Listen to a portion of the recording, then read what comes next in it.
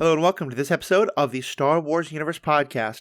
Friends, today I'm going to try really hard to get through this episode without a coughing fit. We're talking about the Ahsoka novel, a wonderful book that dives deep into Ahsoka, and for reasons that, I don't know, people might be really interested in some more background on her character right about now. But quick announcement that I want to make. As you hear, I still have a bad cough. This COVID, maybe a cold, who knows what the heck is going on, has been kicking my butt.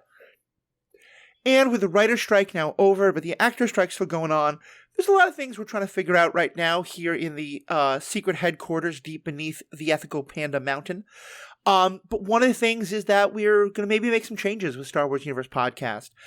We have some great people who've been kind of regulars on here, who I'm talking to about bringing on as regular guests or co-hosts. We're talking about trying to look at how we can look at some of the content with new eyes, as well as my old foginess still kind of getting a chance to shine through, but also just give my voice a rest for a couple of weeks while we figure all this out. So we're going to go on a bit of a hiatus. I'm asking you, please don't unsubscribe. Please stay subscribed. We will be getting back to great content, hopefully once the writer's strike ends. But even if it does not, we will be getting back soon. There's a lot more books and stuff we want to talk about.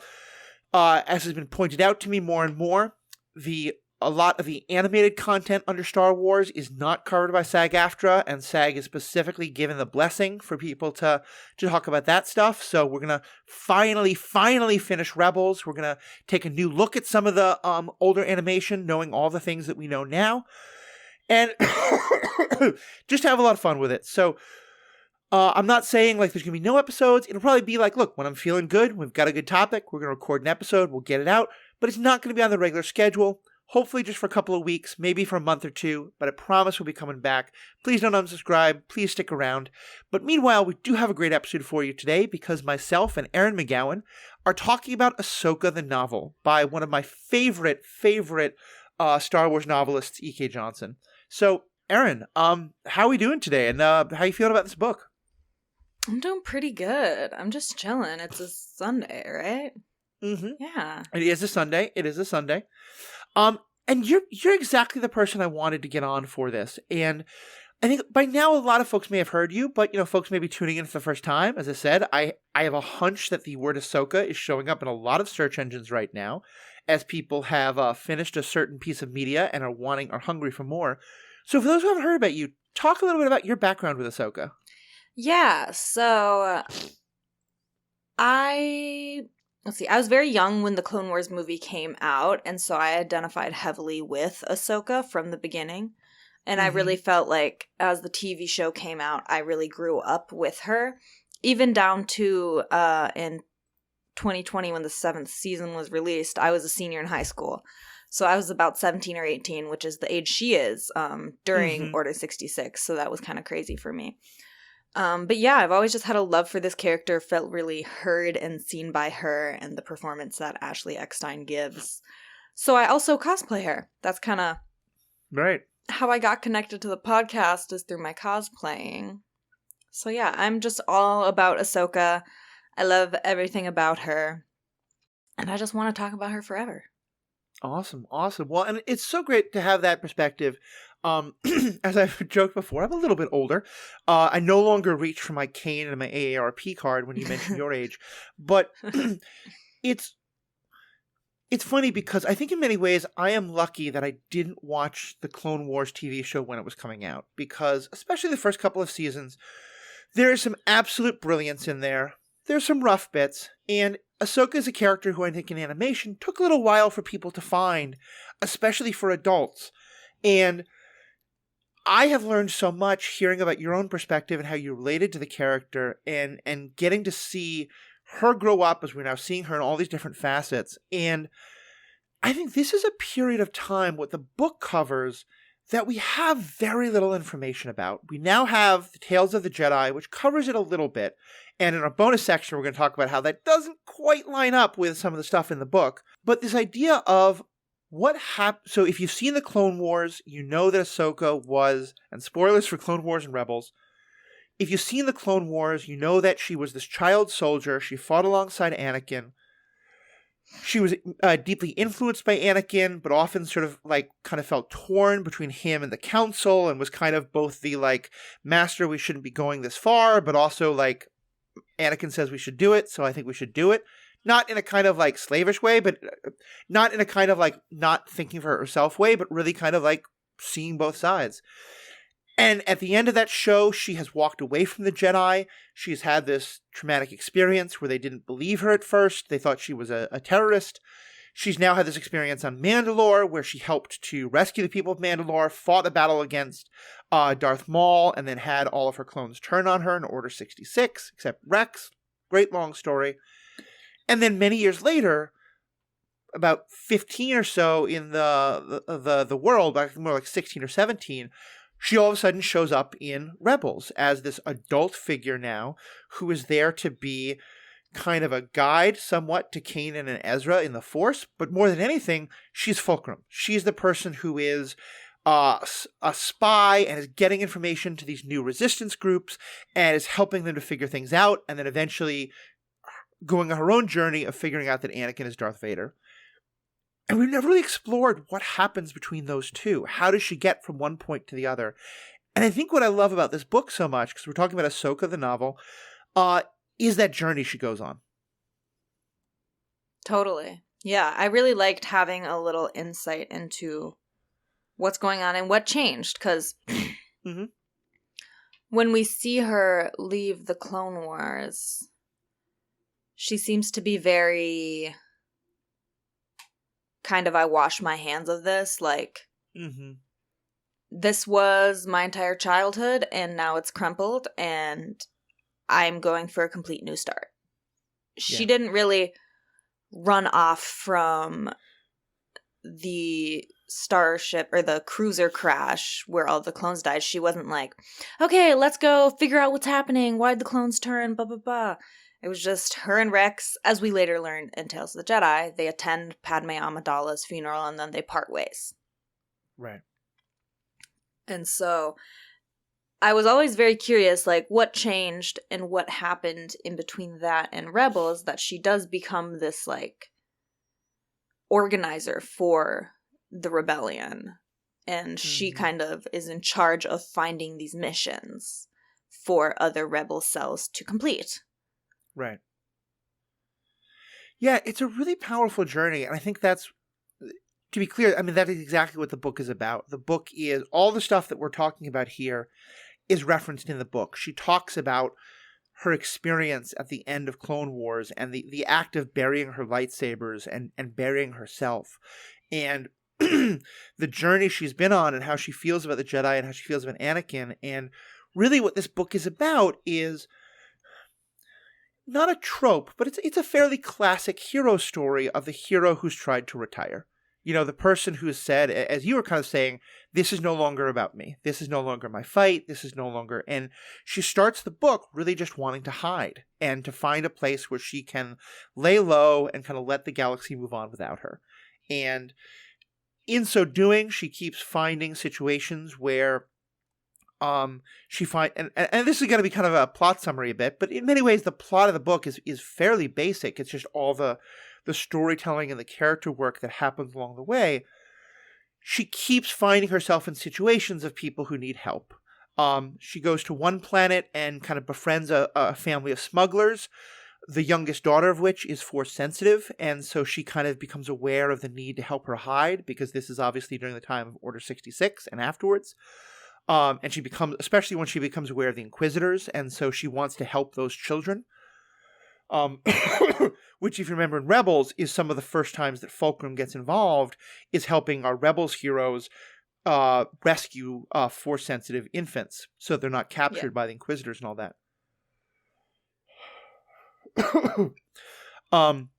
She goes to other places and finds a planet that's kind of way out in the middle of nowhere, but that the Empire is starting already to exploit and to hurt the farmers, and basically with like destroying subsistence farming and you know, doing things that kind of happen in our own world, where like the local farmers are getting screwed by the big corporation, which is the Empire in this case.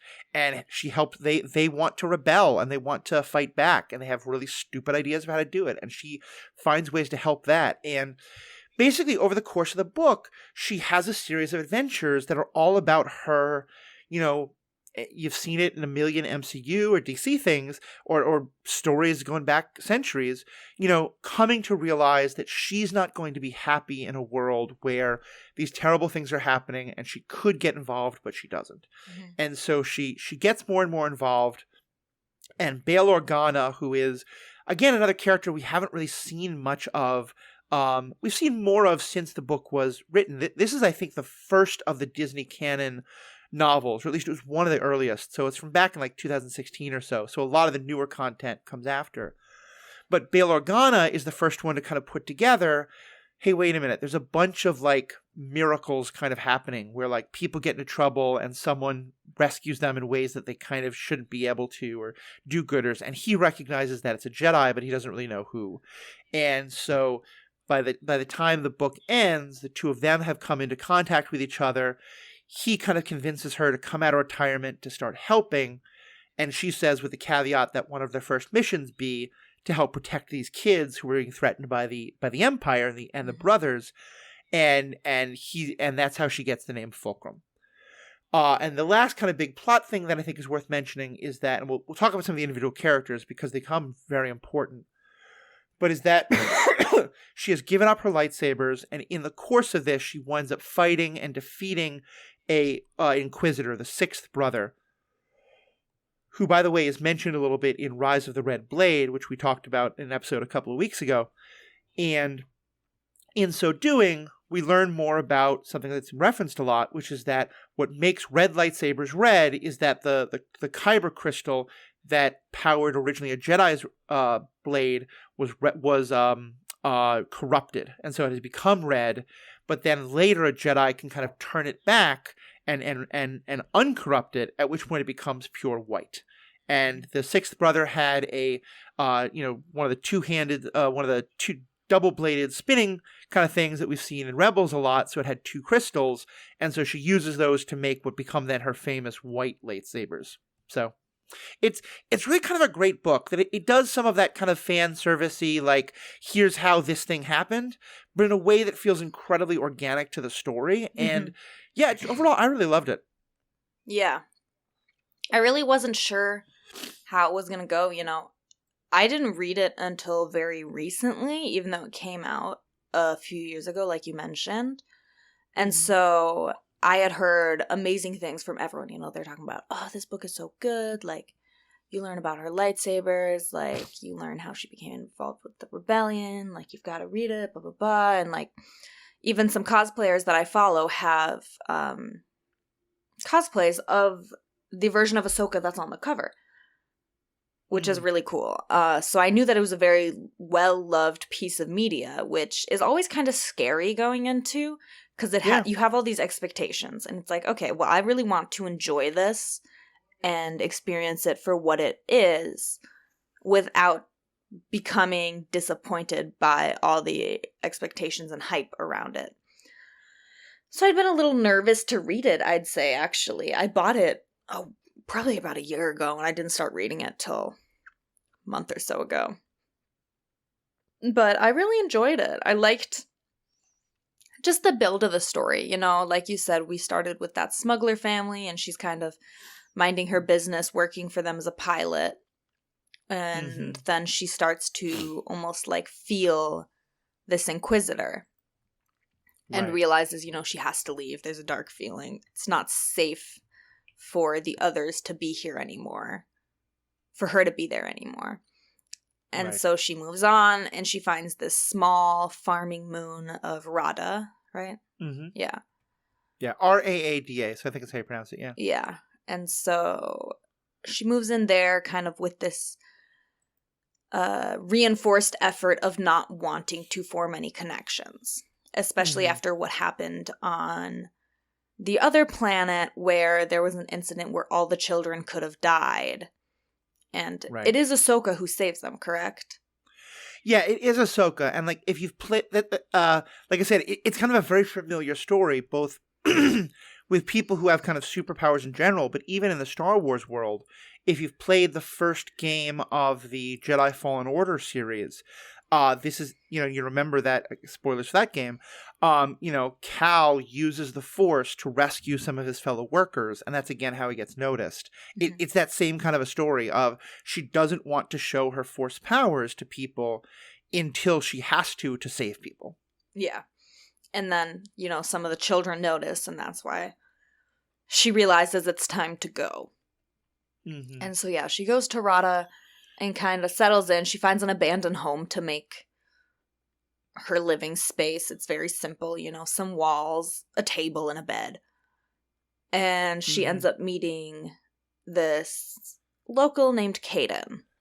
Right. And Kaden is kind of very outgoing, very excited, like, hey, new neighbor. And Ahsoka is very, I'm not going to tell you my name. I'm not going to tell you why I'm here, what I'm doing, or where I came from.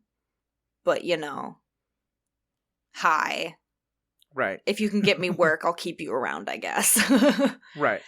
And so it kind of is discovered that her mechanic skills that she learned, mostly through Anakin, are going to be quite helpful on this planet, as it's a farming planet and they have a lot of equipment and tools that are pretty old. It's a poor planet.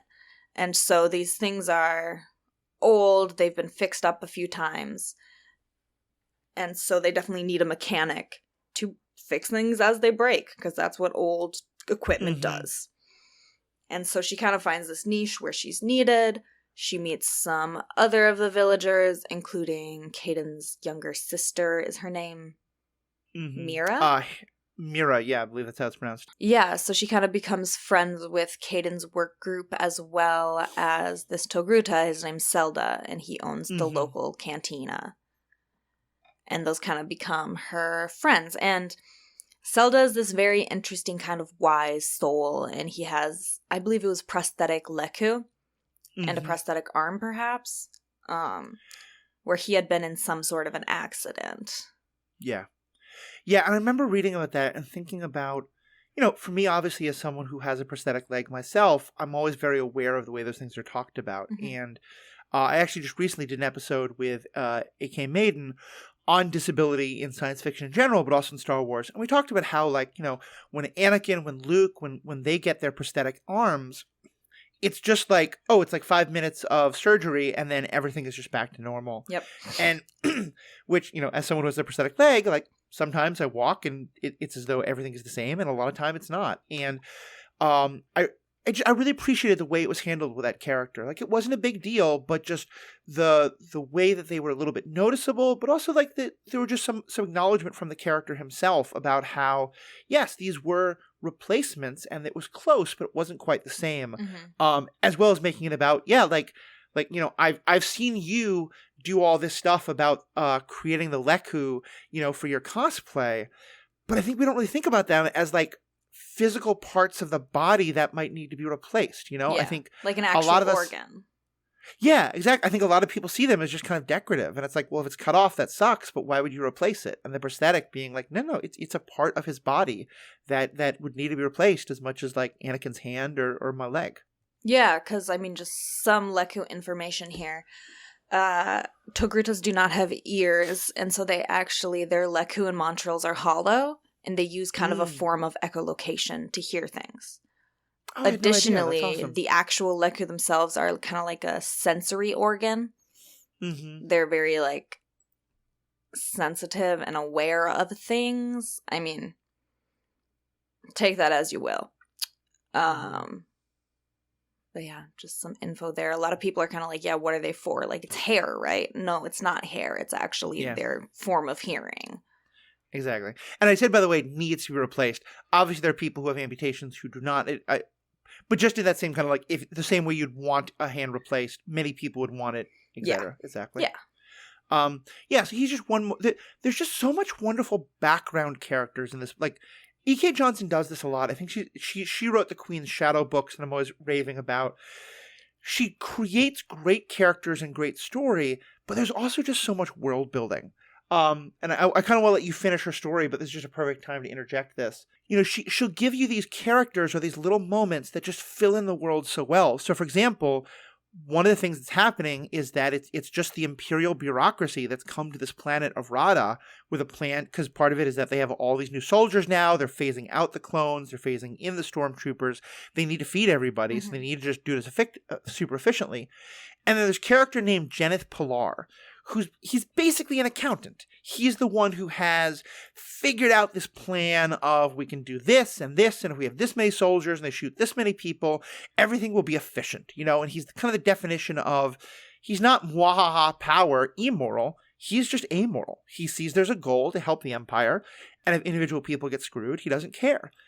But then what happens is that once Ahsoka gets found out and some of the Inquisitors start coming to look for Ahsoka, this is his description. Jenneth Pilar was packing.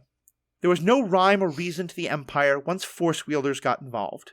Every one of his painstaking calculations were ignored, and all of his formulas were unbalanced by the very presence of such mythology, and he had no more patience for it.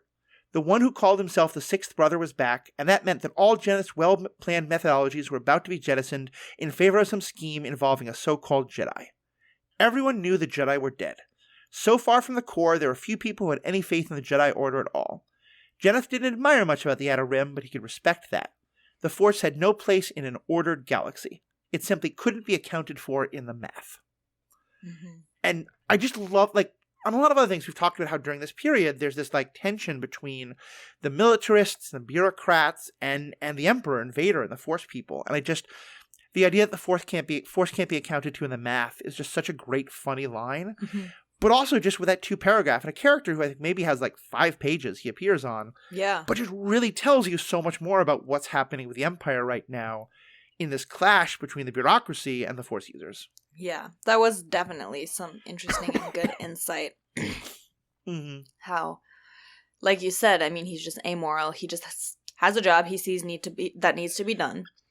He has an efficient way to do it. He doesn't care if the certain plant that's going to feed the most people and grow the fastest will completely leach all resources from the ground, and the moon will be useless after a few crops. Right.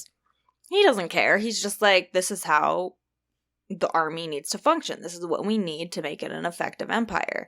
And then, like you said, as soon as the hokey religion stuff, as Han Solo would say, gets involved, he becomes very upset and just annoyed because he has put so much work and effort into this just to have someone that, like you said, is kind of this unknown, uncalculatable kind of community, like something you can't account for or prepare for, shows up and really just throws a wrench into his plans. And him, as a very logically minded person, is not excited. He's upset.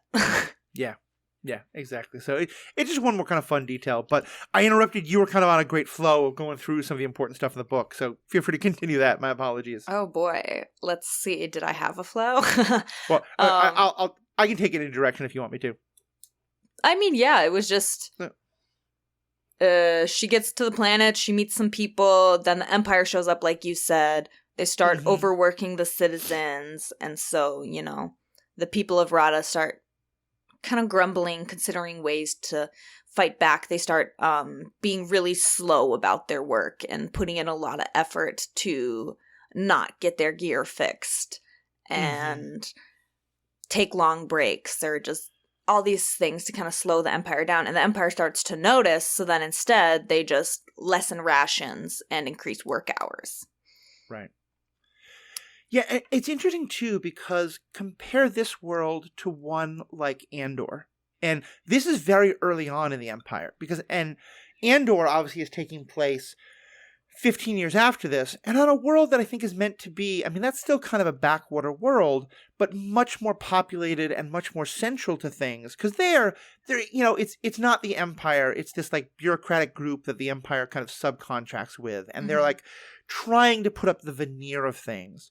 Here, it's not that at all. It's very clear. They're like, no, you have no rights. You're not there's no jobs you can quit. You're just basically enslaved workers here. And, to the extent that that's because this is the Empire at the very start, and they only kind of later realize maybe you shouldn't look like total jerks while trying to convince people to like us, or maybe it's because this world is just so far out and no one cares, is not clear, but it's just kind of fun to see this very different way of handling things.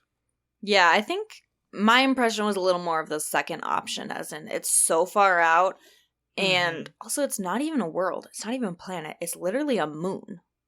Right. Like, they see it as something so small and insignificant, and they say in the book many times, so many of these residents have never even left that moon, which seems like a foreign idea to us who watch and read, like, popular Star Wars media, because all the characters, you know, see multiple planets. They're traveling through the galaxy, through hyperspace. And it was just very interesting to read a story and learn about all these people in depth who have not had those experiences. And yet they are still these complex people with lots of thoughts and feelings about the world. Or the galaxy, I guess you would say. But their actual lives are very, it's almost like a very small window of view, because all they know is this planet. They've never even been off the planet or gotten on, like, these big ships. And so then towards the end of the book, when they do end up staging some sort of an escape, it's kind of a big moment for these people to just, like, have been living on their moon happily and then to be slowly turned into indentured or enslaved people, and then have this desperate escape where you don't have the time to think about, this is the only place I've ever known, I've ever lived, like, this is where my family is. They just have to go.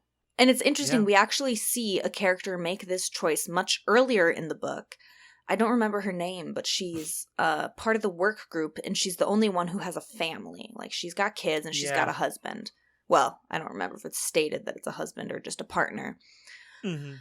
But shortly after the Empire comes, her and her family escape Rada on some supply ship just because they can see it's going bad and this is not a safe place to have a family. And the rest of the people, even Caden, they kind of stick it out. Caden's like, this is my home. This is the only place I've ever known. You know, this is where my parents, like, brought us. Yeah. And Caden is a lot more resistant to the idea of just fleeing and abandoning the moon. And we see her point of view and the point of view of many of these villagers just change as things get worse and worse. Yeah. Well, especially because, and I think this is an important part of Ahsoka's journey, at first they somewhat blame her. Not for the Empire itself, but because as bad as the Empire might be, and by the time all this happens, like, Ahsoka, they have fought back and really screwed it up, and so they've gone off to these caves that Ahsoka had really kind of helped set up for them. But then, and the extent to which the Empire, like, wants to find them, but isn't doing too much, because they're workers. You don't want to kill your workers. They're resources. Again, there's no morality to it. It's just, you know, you don't destroy your own factory parts. And again, which is that perspective. I'm not endorsing it in the slightest.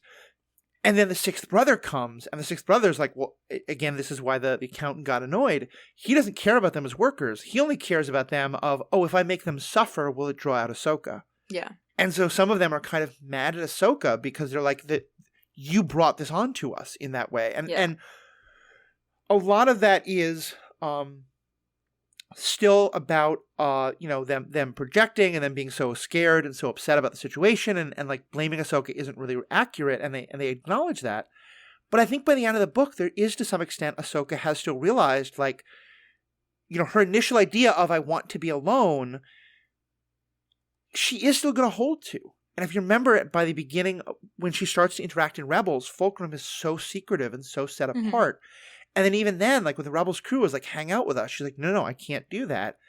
I think this book really helps to set that up, because part of what this book shows us is that she realizes she can't hide from the war, but as she becomes a part of a community, she's putting that entire community at risk. Yeah. Yeah, exactly. Even if it's not her authentic self joining this community, she kind of goes in with this idea of, oh, I can go by the name Ashla. I can tell them nothing about my past. I can be a mechanic. You know, this should be like a safe thing. I'm in the middle of nowhere. But like we've said before, you know, the Force is something that can't be accounted or planned for. And so when you're a being that's connected to this kind of otherworldly spiritual realm that other beings can sense you through, there is no way to fully unplug and hide. And it's a very painful lesson that she learns throughout this book. Yeah. And like you're saying, it really just steals her within that resolve by the end of the book. And she just continues that way. Very much so. Very much so. And I think that's, I want to say that because it's about the new show. Okay. Yeah, and I think that's a part of a story that continues to go unresolved throughout Rebels, and so it'll be interesting to see what other stuff takes it. I want to talk a bit about the character of Caden for a minute, because Caden's a very important character, I think, for a number of reasons. As you said, she's very inventive, she's very thoughtful. We see her get tortured in these horrible ways, and, I think one of the things of, a lot of times, heroes will always say, like, oh, no matter how much they torture me, I'm never going to give up the information. And there's a moment where most of the torture isn't on screen. It's not gratuitous in that kind of a way, but, like, we spent a lot of time with her immediately after, and immediately, both like in the before when they're threatening, and then immediately after when she's suffering. And she admits, she's like, I don't think I'm strong enough to not reveal the information if I'm tortured again. Especially when it's not that she's going to be tortured, it's that she's being forced to listen to her sister be tortured and other people she loved being tortured. And I really appreciate her as a character because she's not the perfect Jedi. She's not the all-suffering. She's in this place of, like, even then, I think, if some, at the very beginning of the book, when she's rebelling against the Empire, if someone had said, hey, do you want to come to Lothal and fight the Empire in Lothal? She'd be like, what do I care about Lothal? She cares about what's happening to her people.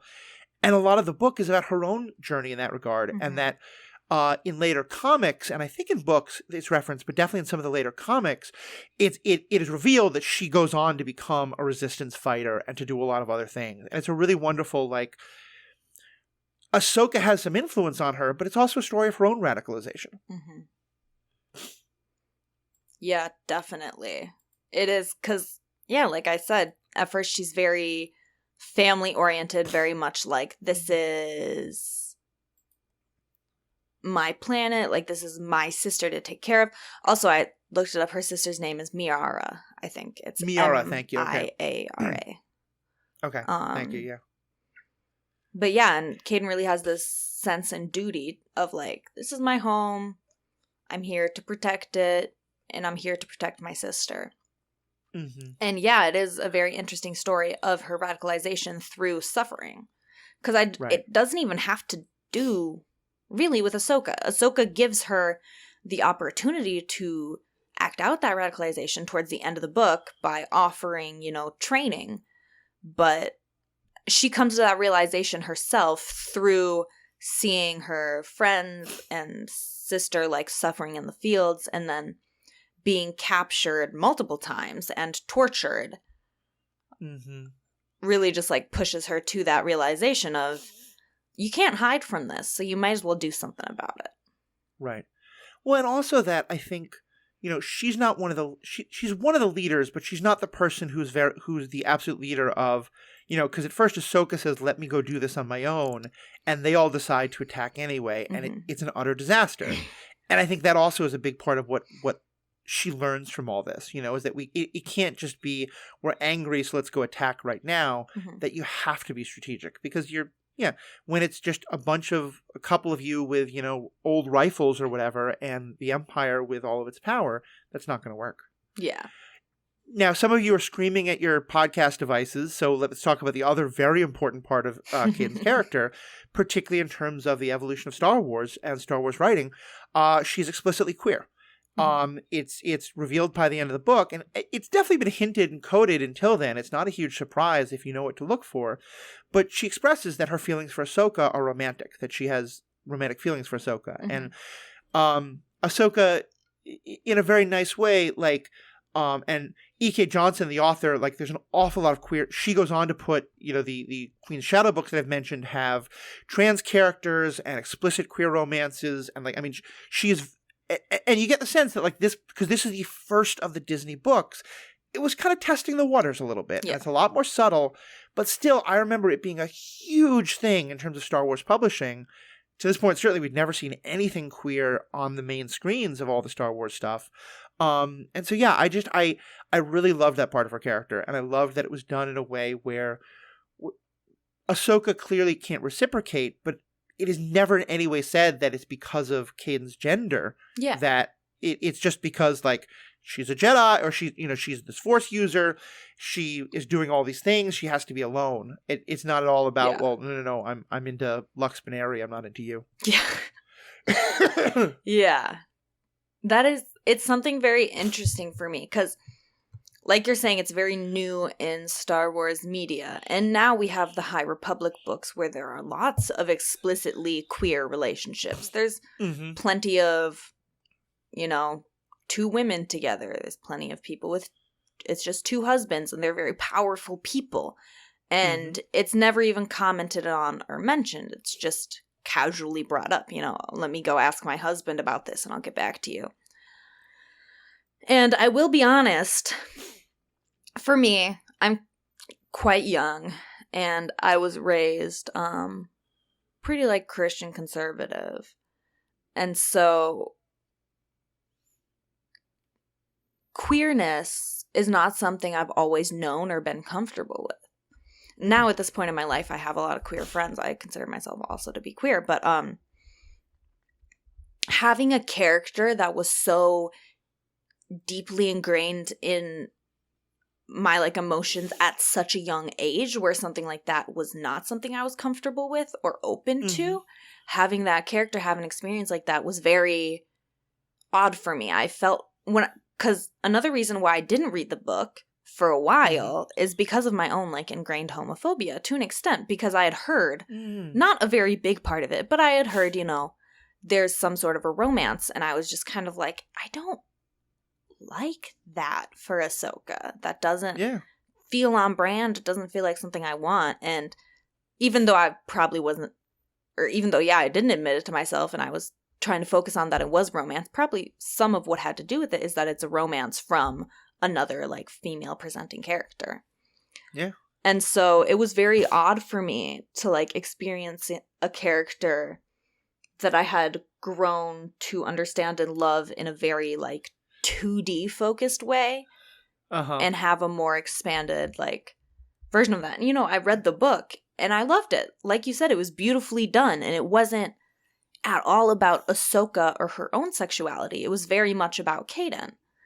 And Ahsoka was very understanding and open, but like you said, not really interested or entertaining the idea. And so I think it was very beautifully done, and it was something I was a little wary and nervous about going into.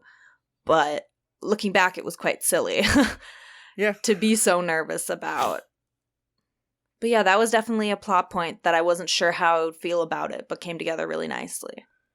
No, I can totally see that. I think there's something really beautiful about that, because I feel as someone who has been, I don't want to say comfortable in my queerness, because I think a big part of being bisexual was the imposter syndrome. It's basically part of the identity for many of us.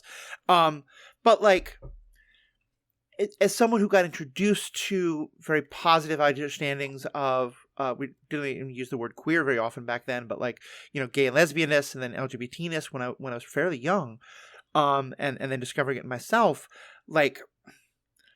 I have always taken that kind of thing very comfortably, and I think it's easy to forget that there are stories that I might read that I'll feel oh yeah, this is just kind of integrating it, very smoothly, that to someone who is coming from a very different perspective, especially a perspective where you've been taught it's wrong all your life, it is going to feel like hitting you over the head with it. And I think it's have you read the Queen's Shadow books? I've not, no.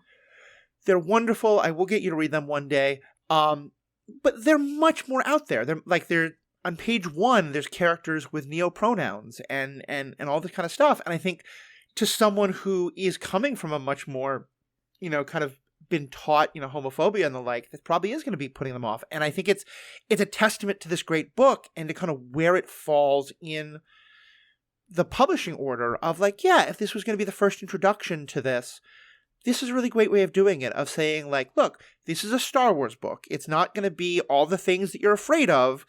We're not just all of a sudden taking Star Wars and using it to shove stuff down your throat, even though that whole idea is kind of flawed, but speaking to that fear, but that we're going to talk about Star Wars in a wider world, and it includes disability and prosthetics, and it includes queerness, and they're just part of the world. And I think your story really can be reiterates. Yeah, E.K. Johnston did a great job of just sort of integrating that into the world. Mm-hmm. Yeah, it was definitely done very well.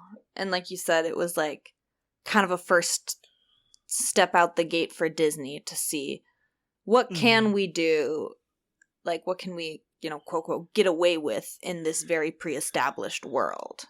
Right. And I will say, like, kind of going back to how we felt about this book when it came out, I will say I was at first very not interested in it. And you and I think may have had different experiences of this. I, for the most part, did not have very positive feelings about much of the what is now referred to as the Legends canon, the extended universe books. I really liked the Heir of the Empire books, although reading them again, I thought the Thrawn parts were great, and I kind of skipped most of the other parts now. Some of the other books I'd read and thought were pretty good, but they always felt very, very male and very, like, written, and not that they were always written by men, but that the perspectives weren't the same. And I remember being kind of really nervous and really happily surprised that here you had a book about a woman, written by a woman, or I think E.K. Johnston identifies as a woman. She might be non-binary, in which case my apologies. But what was your kind of experience with the Legends canon, and how did that kind of influence, like, your first experience with Disney canon?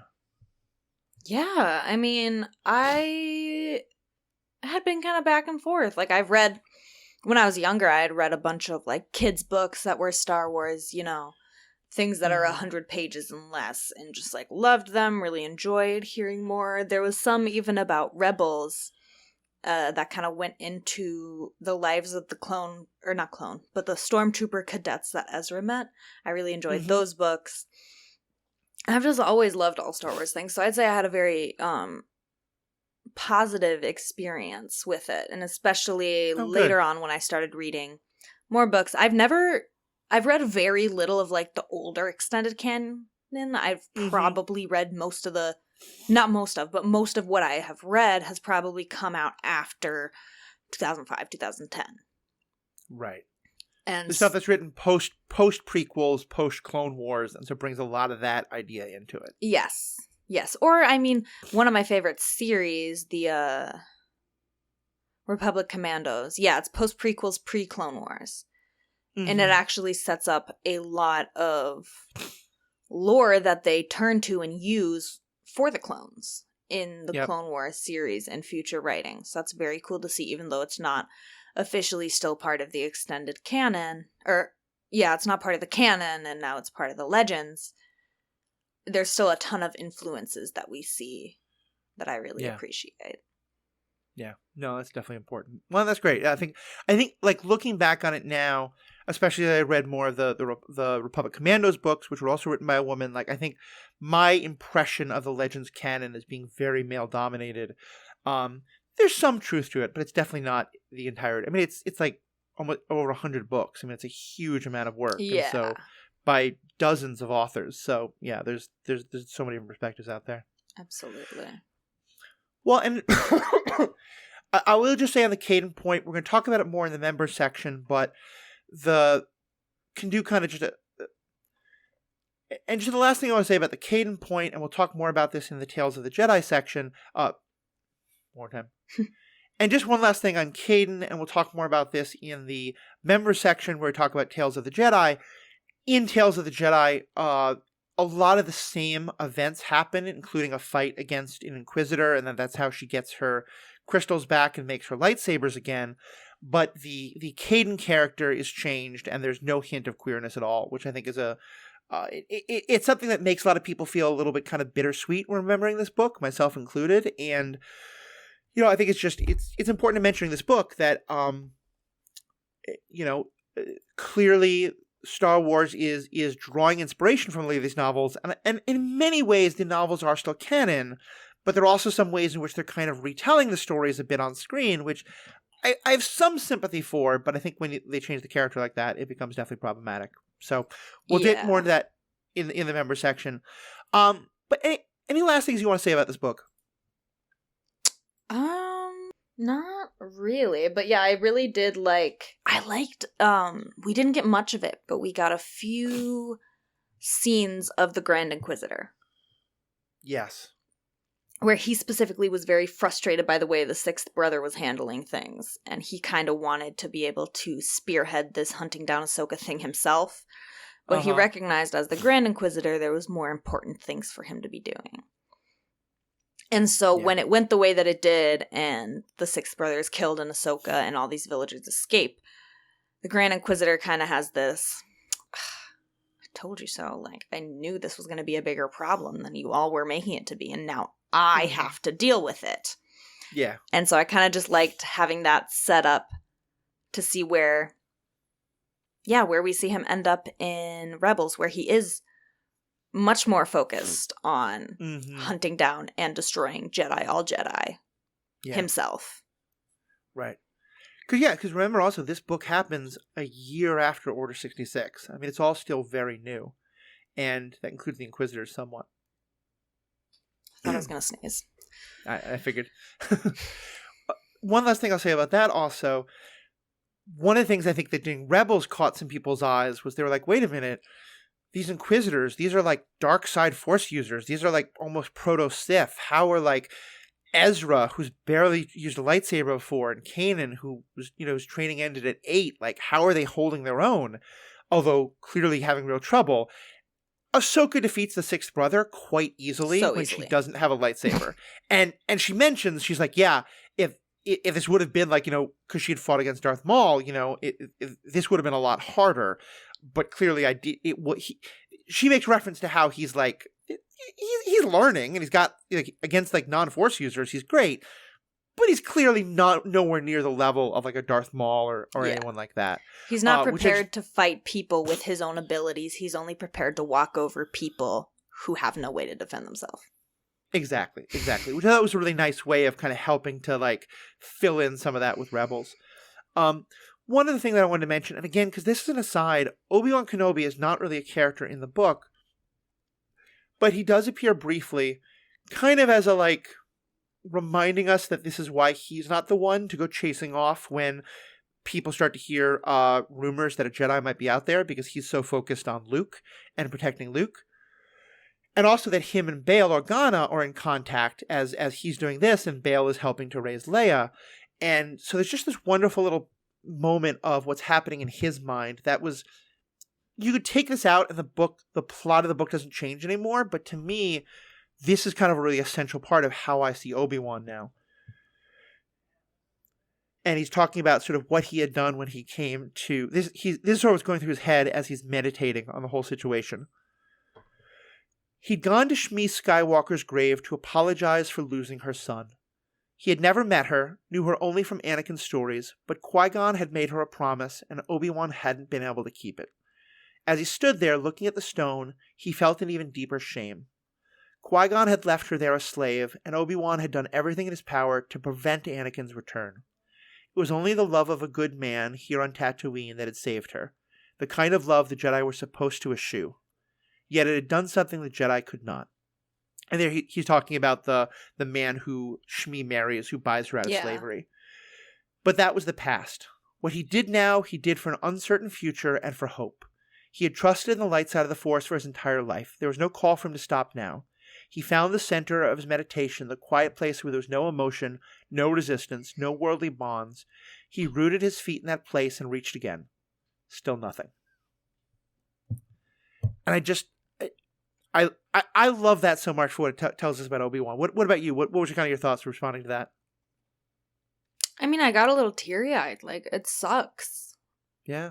For Obi-Wan to, like, be looking back at these things and see, like, okay, the Jedi have fallen. They clearly got a lot of things wrong. Like, maybe caring for your mother and wanting to protect your family wasn't a bad thing. And like it kind of said, he's, like, ashamed and he feels guilty that he stopped Anakin from reconnecting with her and possibly saving her from this horrible death sooner. Mm-hmm. Yeah, it really hits hard. And, this is not... I think you can read this into the movie, but it's more been explained by the creators later. But some of George Lucas and others have said that part of why it's called the Duel of the Fates, the fight between Qui-Gon and Maul, is that Qui-Gon is one of the only Jedi who's able to kind of look at some of the Jedi rules with a little bit of a, from a certain point of view kind of a lens that he maybe could have been open to. Anakin shouldn't feel attachment, but he does. Can we help him resolve this and free his mother instead of just saying deny it, deny it, deny it? Mm-hmm. And that, Obi-Wan doesn't decide that Anakin should be raised. He doesn't decide that the council is wrong. He doesn't go through all of this realization the way Qui-Gon does. He just makes a promise to his dying master. Mm-hmm. And not that I think Obi-Wan regrets trying to do it, but I think it really kind of highlights how helpless he felt, and that he felt he didn't want to do this because he felt like he couldn't. And then now he's feeling that he couldn't. In the end, he couldn't. And, we can argue that it's probably not as much Obi-Wan's fault as he's giving himself credit for, but that, yeah, he did make some mistakes. And that the way that guilt is crushing him and he has no one to talk to about it it's just heartbreaking. Yeah. Absolutely. Because, if you think about it, granted, this didn't come out later, but I think it's all part of the same understanding. In Kenobi, it's at the end of Kenobi, the TV show, is when Qui-Gon first makes contact with Obi-Wan, and that's 10 years later. So he spends 10 years in the desert alone. Yeah. Last little thing I wanted to mention, and it's going to be relevant to some conversations that Erin and I have been having about other media that Ahsoka is coming out in that we won't be talking about until the strikes are over. But it was just one more little moment. And this is towards the end of it's in the middle of the book when Bail has sent his people to try and find this Jedi, but then she's disappeared. Bail walked into his office, turned on the lights, and nearly had a heart attack. Sitting at his desk, wearing a pressure suit with a helmet off, and resting on the table between them was Ahsoka Tano. "Hello, Senator," she said pleasantly. "I hear you wanted to talk." What's that? Because we've talked about the playfulness and kind of the sassiness of Ahsoka that doesn't always show up. What is this scene for you?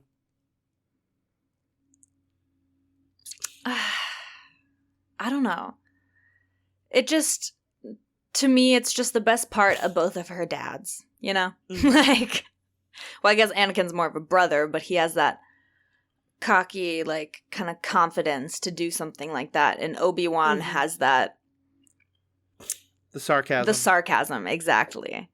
And so, yeah, I just liked it. It was funny. It felt definitely like something she would do. And because the first time, that's the second time she sneaks into his office, is it? Or is that the first time she just kind of looks at some stuff, but this is the first time that he meets her. Yeah, so she has been sneakier about it before, but now that she kind of has her bearings and is more confident, she knows he knows who she is. Right. So, yeah, she feels a little more comfortable to be a little cocky and kind of give him a scare for no reason other than to do it. Yeah, no, it's wonderful. And I think it's just such a great, it shows such a great side of her that I think we don't often see in later stuff that it was a wonderful reminder to me of that. So yeah, absolutely. All right. Well, that's all I had on this book. We're going to have some more in the member section. Again, talking about her journey and how it's told in Tales of the Jedi and how that is the similar difference to this. And of course, you can become a member by just going to the website. All the information is in the show notes. $5 a month. Although, like I said, we're going on a bit of a hiatus now, so if you want to hold off on that for a little while, totally understand. But as always, we love feedback. Let us know what you think. We will get to it in an upcoming episode. But for those who are new to this and hearing you for the first time, Erin, where can they find you? Yeah, so I'm at Lady Tano Creates, all one word. That's both on Instagram and TikTok. So on TikTok, I tend to post kind of some tutorials of what I'm working on. Less of tutorials, but more like, let's see how this goes, as far as cosplay. And then on Instagram, it's more typically pictures of my finished work and of me in cosplay, as well as some updates every once in a while. But yeah, if you're interested in any of that, swing by. I also repost a lot of memes on Instagram. So Nice. Yeah, it's great stuff. I've learned so much about cosplay by following you, and I love just the inventiveness of it. I know you recently showed me some pictures, I don't know if they're going up anywhere, but of your original character, Twi'lek, in like zombie Halloween makeup, and it was just fantastic. Yeah, that'll be on my Instagram sooner than later. Yep. And actually, it reminds me, there was one question I wanted to ask you. Do you know anyone out there? I kind of know in a lot of the cosplay community, there's a love of like the deep cut and like playing a character who no one might recognize. Do you know anyone who's been cosplaying or has ever done a cosplay of Ashla the mechanic? Oh, yes. I do. Awesome. I do. There's several people who have kind of like a mechanic Ahsoka. And it's between either doing the version of her that's on the front of the book, which is not inherently over mechanical, but it is officially Ashla. And Yeah. then people will do a take on her mechanic outfit from the 7th season of the Clone Wars, where she Nice. meets the Martez sisters, which are basically the knockoff Larta sisters, but okay. Yeah. Yeah, worth noting, by the way, that the original ideas of season 7 had been sketched out before this novel was written, and my understanding is that E.K. Johnston knew those, but then, but like at some points when she's talking about that last battle on Mandalore, she's very vague about who she fought. It's because he's written before season 7 comes out, and that the newest version of season 7, the kind of revised edition of season 7, the only one that was ever released, is in part based on this book. So yeah, it's great how those things come out. Yeah, there's a lot of stuff that they had begun production on, even recorded and rendered for the original season 7 of the Clone Wars before it was canceled. And you can find a lot of it on YouTube, actually. I watched awesome. back, and it's funny. It's that style of animation where sometimes you can see through the characters and things aren't fully finished. Sometimes the eyes are fully 3D. Like, it's kind of a mess, but it's funny to watch. And there is one episode where it's what eventually turned into the Bad Batch episodes. Nice. But Anakin and Obi-Wan are at a campfire of sorts on a mission, and they have a conversation about Ahsoka and what happened since she left, and Anakin is really still angry and hurt about it. And so that's some great content that's out there that's kind of, it's not canon, but it's kind of canon. Because like I said, they had all these stories written out. And like you said, some of that turned into the Ahsoka book. And some of that turned into the Dark Disciple book. And other media out there with these. It's something that, in my mind, I will never forgive Disney. Because I don't know if it's the true fact of what happened, but... My understanding is that Disney bought Lucasfilm and kind of just canceled everything that they were currently making in order to remake things as Disney shows. Yep. And we lost what should have been that 7th season of the Clone Wars. And oh my God, it just makes me so mad. There's so much that we lost. But I do also love the season we got. Yeah, I mean, it's so weird talking about it because I do think that season 7 of Clone Wars is maybe the best Star Wars media that I've ever seen on screen. It is incredible. But also knowing that, like, transitions are always rough, but I do think it could have been handled a lot better for sure. And we will talk about how something on the page was translated into the screen in Tales of the Jedi in just a moment for our members. For everybody else, thank you so much. We have spoken.